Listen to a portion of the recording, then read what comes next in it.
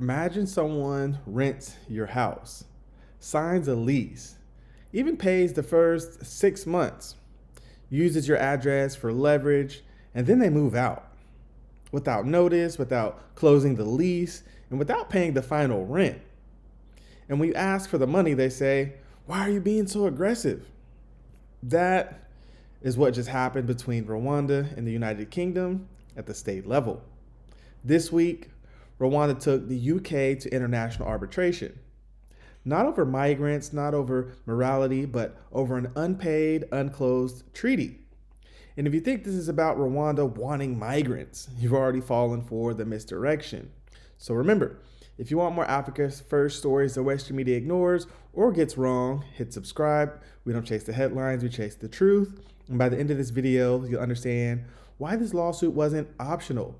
It was inevitable. You can scrape a policy, but you can't abandon a contract. The Supreme Court said that your country's not safe. Is it safe for refugees? Ask UK, it is UK's problem, not Rwanda's problem. But you're getting hundreds of millions of UK taxpayers' money with not a single refugee. It is going to be used on those people who will come. If they don't come, we can return the money. There might be no... Okay. The Supreme Court said that your country... All right, so in 2022, Britain announced what it called a bold solution to irregular migration, right? The plan was simple on paper. Asylum seekers arriving in the UK would be relocated to Rwanda, so thousands of miles away as a deterrent. So this was not a rumor, not a leak, not a trial balloon. It was formalized in a binding international treaty under international law. So Britain promised hundreds of millions in payments, ongoing financial support, formal termination procedures if the deal ended, right? And in return, Rwanda promised to maintain readiness to process asylum claims and to absorb political and reputational pressure. So this wasn't charity. It was a contractual exchange between sovereign states, right? Somewhere along the line, Britain confused former empire with subscription service. You can cancel at any time, right? So people think that, Rwanda wanted migrants. Rwanda lost when the deal collapsed. Why sue if no one arrived? So let's talk about what actually happened. And here's the critical fact most coverage skips. Payment was never tied to headcount. Payments were tied to the treaty being enforced. So only 4 volunteers ever went, and not because Rwanda failed, but because UK courts blocked forced removals. So in November 2023, the UK Supreme Court ruled the scheme unlawful. And then in July 2024, a new government declared the policy dead and buried. But here's the legal failure, right? The UK never formally terminated the treaty, never completed wind down obligations, and never paid the remaining final 50 million euros, right?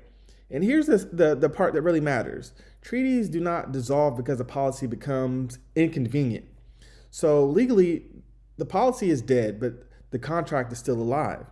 And if powerful countries can quietly abandon treaties with African states when politics shift, then the so-called rules-based order becomes a one-way lecture. So international law must be respected, until a bill arrives for Western governments. So let's be precise about why Rwanda had no choice but to sue, right? Economically, Rwanda planned infrastructure, staffing, and systems based on guaranteed payments. So letting that 50 million euros vanish weakens state credibility, it punishes compliance, and it rewards breach in the long run. So no serious government operates like that. And then politically, Britain used Rwanda's name for deterrence rhetoric, domestic messaging, and election cycle politics, then walked away when the optics expired. So this lawsuit says, Africa is not your political prop, and contracts still apply.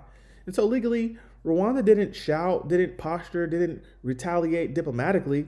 It followed the treaty's dispute clause and filed arbitration at the Permanent Court of Arbitration, right? So that is discipline. That is maturity. That's what, that's power without noise, and that's what it's all about. So apparently, rule of law becomes flexible when Africa sends an invoice. So the UK says it will robustly defend its position. And let's talk about what that means, right? So they're saying that they essentially did not expect resistance. They assumed silence. They misread that moment, right? And the UK didn't expect Rwanda to resist because historically, African states have been groomed to be expected to absorb losses quietly, right? So here we're looking at a few possible outcomes, right? And the first is a settlement, right? Partial payment, or a ruling that sets precedent. But the bigger story is already written here. African states are learning that contracts are leverage and silence is optional. So if you've watched our previous Africa Power reports on migration externalization, that builds, or this builds directly onto it. So inshallah, in the future, we can talk about which African countries are already enforcing treaties and which ones are still being tested, which ones need to be negotiated, renegotiated, or canceled the legal way, right? Because this is all about legalities, right? So one sentence that we can leave here with to complete this and put all of the naysayers to bed is Rwanda did not sue because it was angry. It sued because letting powerful states walk away unpaid is how sovereign states are weakened. So, mashallah, that's your African insight for today. Please don't forget to like, comment, and subscribe because I'm Mr. EmpowerTV. We don't chase the headlines, we chase the truth behind them. This is Mr. Empower, and I'll see you in the next video. Peace.